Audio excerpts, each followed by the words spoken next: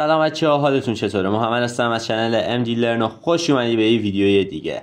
اگر علاقه‌مند به دنیای بازیسازی و برنامه‌نویسی هستی، حتما کانالمو ساب کن و زنگوله بغلش هم بزن که اگر ویدیوی جدیدی گذاشتم اطلاع داشته باشی. بزن بریم سراغ ویدیو.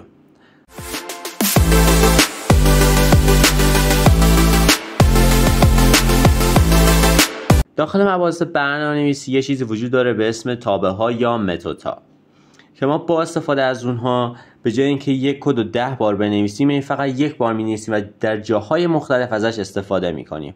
اما چطور؟ این چیز چطور ممکنه؟ بریم داخل کد نشونتون بدم. خب من اینجا میام می‌نویسم console.writeLine چه چیزی رو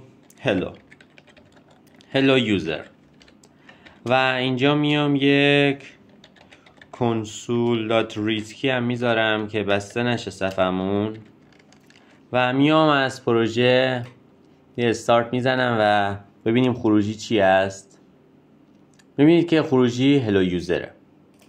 خب الان من اگر بخوام یه جای همینو 10 بار مثلا 10 بار بنویسم، خب کد خیلی کثیف میشه و جلوه قشنگی نداره. مثلا اگه من بیام اینجا بنویسم یک console.writeLine hello MD Learn. خب الان این کدای ما چند خط شد؟ 2 خط کد نوشتیم. خب و این خروجی رو به ما میده. خب ما اگر بیایم همینو داخل تاب قرار بدیم چه اتفاقی میافته؟ خب بیاین تا واسطون توضیح بدم. ما برای ساخت تاب نیاز داریم که بعضی چیزها رو بدونیم. برای ساخت تاب ما باید بنویسیم void و اسم مورد نظرمون رو بزنیم و قبلش حتما استاتیک رو باید بذاریم. استاتیک یه چیز خیلی مهمیه که در ادامه واسطون توضیح میدم و الان کاری فعلا باهاش نداریم. خب میام اینجا مینویسم static void و مثلا مینویسم say hello. این اسمشه، هر چی بذارید مشکلی نداره. و میام اینجا این 2 تا خط رو کپی میکنم و میذارم داخلش. خب حالا اینجا که اینو نوشتم میام اینجا مینویسم say hello و پرانتز باز و بسته و تمام. خب حالا یه خروجی دیگه از کدمون بگیریم و اجرا کنیم. میبینید که همون چیزایی که از قبل نوشتیم و برای ما نوشت. خیلی ساده و ایزی. اما اینجا چند خط کد شد؟ اینجا 2 خط شد، اینجا 1 خط. میدونید الان مثلا ما اینجا یه کد hello user خیلی ساده است، اما ما بعضی جاها 10,000 خط 20,000 خط کد رو می نویسیم و باید هر بار ازش بیایم استفاده کنیم و ما نباید بیایم که هر بار اینا رو کپی پیست کنیم. کافیه که یه متد بسازیم و اون رو داخلش بنویسیم. ما همیشه از void استفاده نمی کنیم برای متدها و میتونیم مثلا اینجا بنویسم static string hello و اینجا میام اینجا بهش میگم string name و اینجا.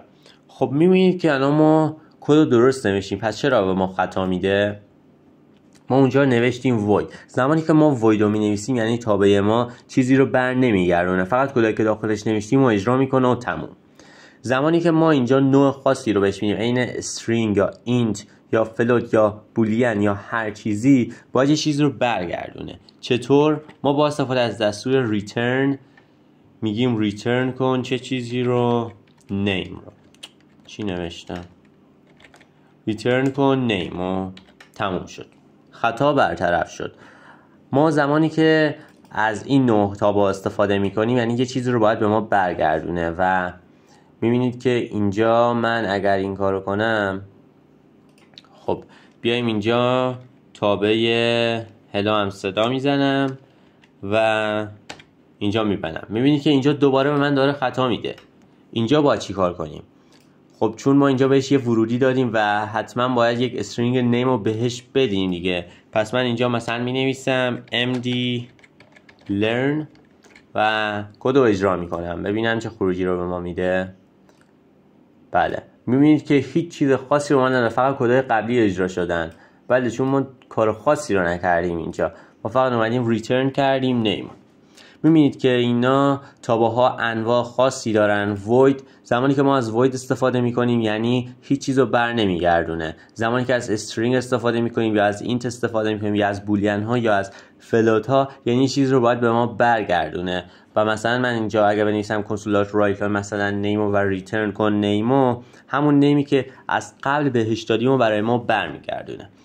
و ما برای تابه ها معمولا برای کنسولات رایت لاین این چیزا استفاده نمی کنیم. من مثلا یک کد دارم که هر بار باید بیام چک کنم که ببینم کاربرم آنلاینه یا نه.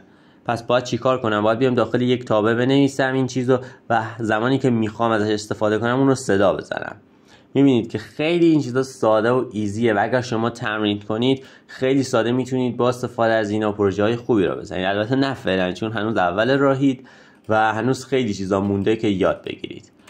خب دوستان، ممنون که تا اینجای ویدیو رو با من همراه بودید. امیدوارم که بهترین چیزا رو همیشه داشته باشید و حتما سرچ کنید. سرچ یکی از چیزهای مهمه برای یادگیری و اگر شما بلد نباشید سرچ کنید هیچ وقت نمیتونید برنامه‌نویس خوب بشید.